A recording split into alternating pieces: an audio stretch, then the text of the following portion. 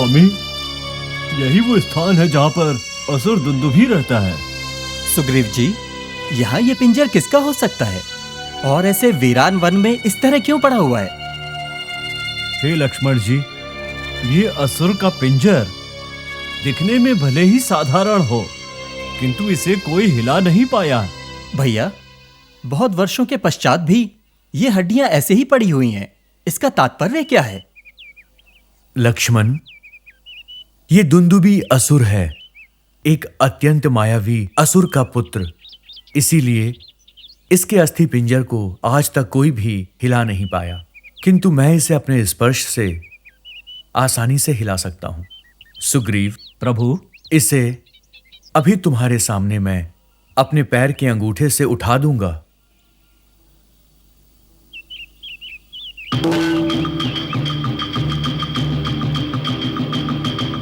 हे प्रभु श्री राम, आपके चरण मुझ पर पड़े, इसके लिए मैं कब से प्रतीक्षा कर रहा था। आज मेरे भाग्य खुल गए। अहो भाग्य श्री राम, अहो भाग्य, आज मुझे मुक्ति मिल गई।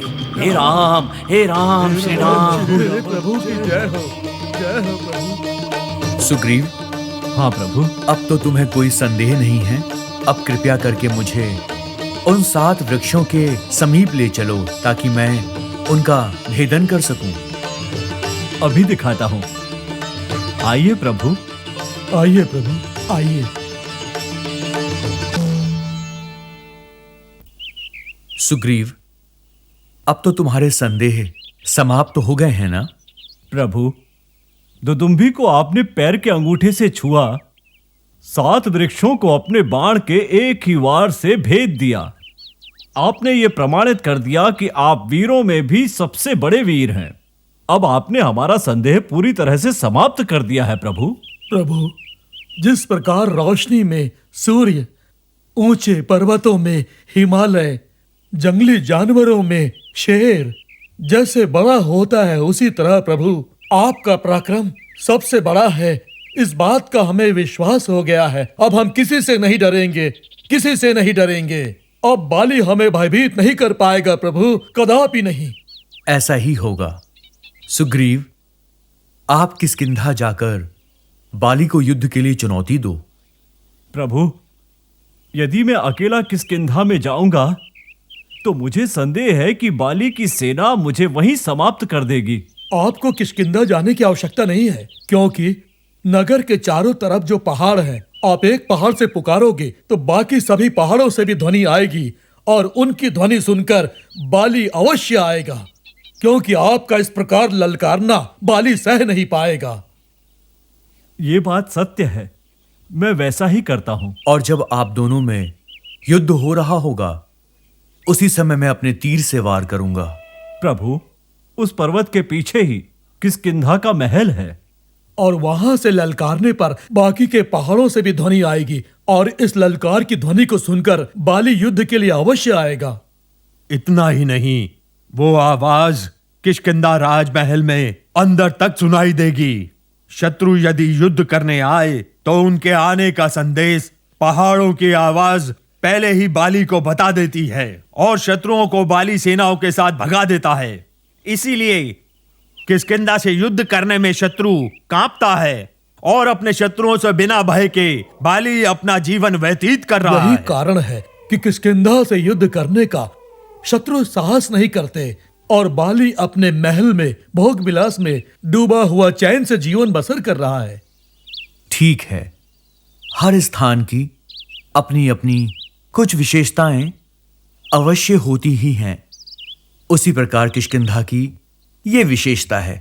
वहां आने पर यदि कोई ध्वनि चारों तरफ गूंजती है तो यह अच्छी बात है। सुग्रीव, मैं हूं ना, तुम बस जाकर बाली को युद्ध के लिए चुनौती दो। जब वो अपने महल से बाहर आकर तुमसे युद्ध करेगा, उसी समय मैं अपने तीर से उस पर प्रहार करके उसका अंत करूंगा। यह मेरा वचन है। और सुग्रीव, तुम्हें तुम्हारा अधिकार मैं अवश्य दिलवाऊंगा। तुम चिंता ना करो, जाओ युद्ध की तैयारी करो, जाओ। जो आज्ञा प्रभु।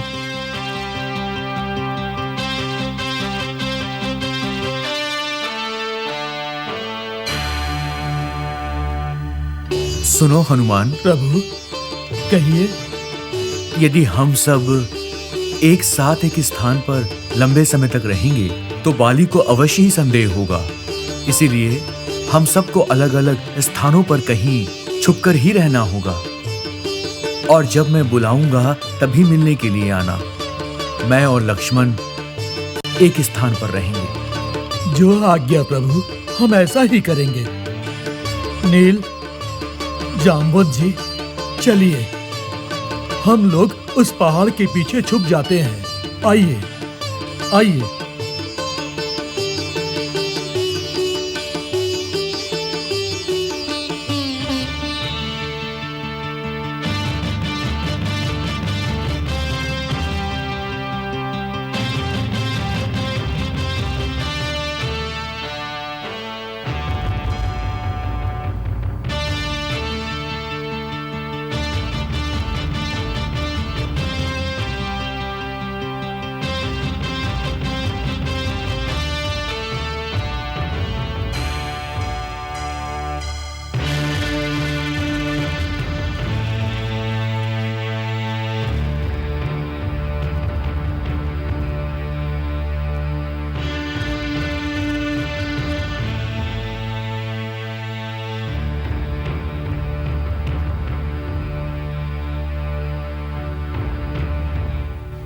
ए बाली, सामने आओ, मेरे साथ युद्ध करो। ए बाली, सामने आओ।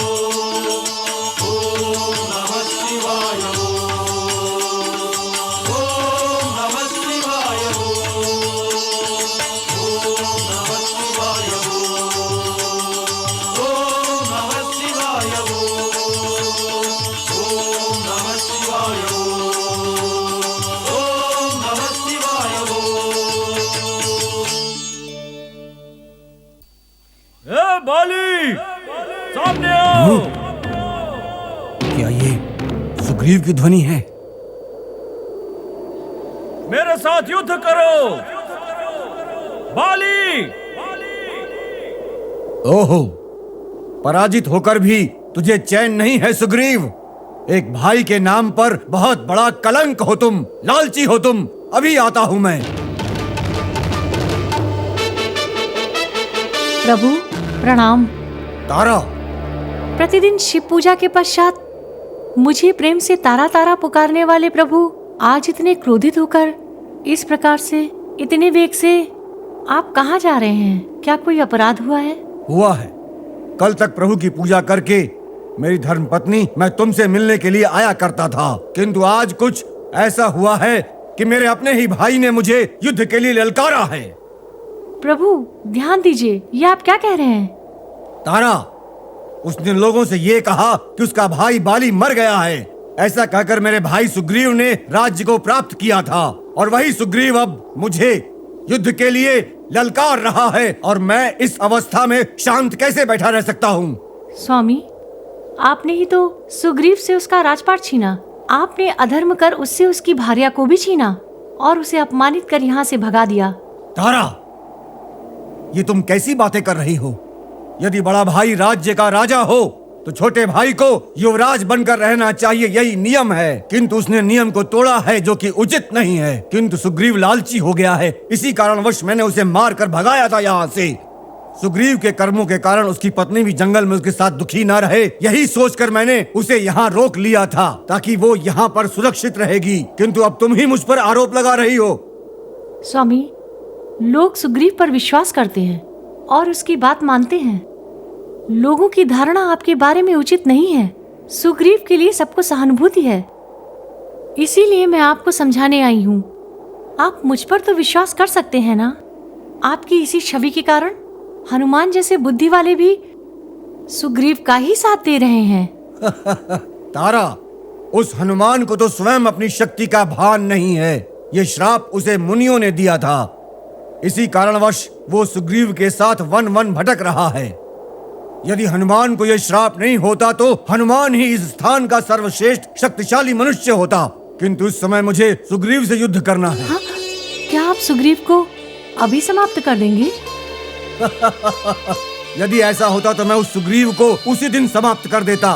तारा, हमारी माँ ने सुग्रीव को सौंपते वक्त वचन लिया था कि मैं सदैव सुग्रीव की रक्षा करूंगा, और वो वचन भूला नहीं हूँ मैं। और इसी कारणवश मैंने उसे अपने पुत्र अंगद से भी अधिक प्रेम पूर्वक पाला था। किंतु उसके भीतर अहंकार भर गया, और उसी अहंकार को मिटाने के लिए मैं वहाँ जा रहा हूँ। अब समय आ गया है कि उस अहंकारी सुग्रीव को एक उचित शिक्षा दी जाए। स्वामी, आपके हृदय में अभी भी करुणा है, किंतु आपका भाई सुग्रीव वो ऐसा नहीं सोचता। वो आपको मारने की योजना बना रहा है। क्या कहा तुमने? सुग्रीव योजना बना रहा है? किंतु उसका साथ कौन दे रहा है?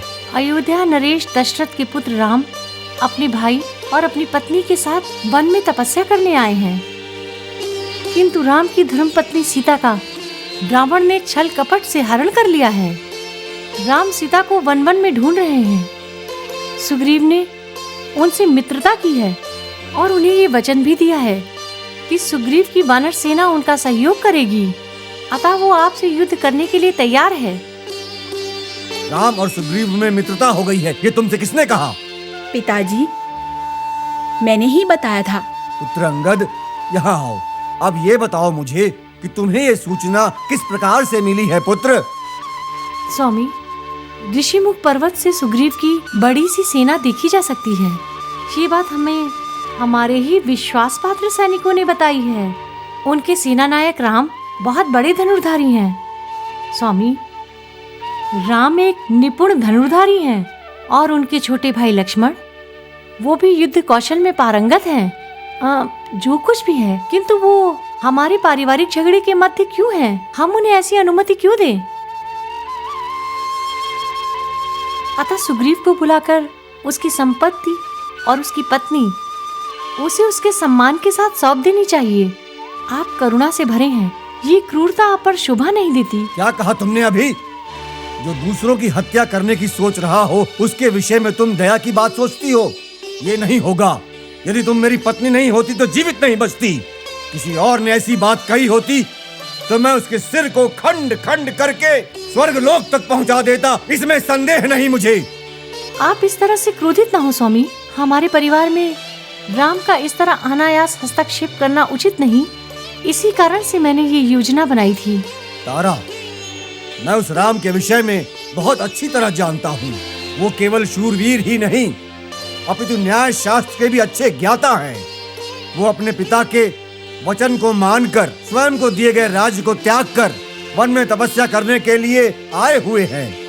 वो राम अपने जीवन को धर्मानुसार व्यतीत कर रहे हैं। ऐसे धर्म पुरुष अधर्म नहीं करेंगे, इस बात का मुझे पूरा विश्वास है। राम मर्यादा पुरुषोत्तम हैं, वो कोई भी ऐसा कार्य नहीं करेंगे जिससे मर्यादा भंग हो, ऐसा मुझे विश्वास है। समय नष्ट मत करो, अब मैं चलता हूँ।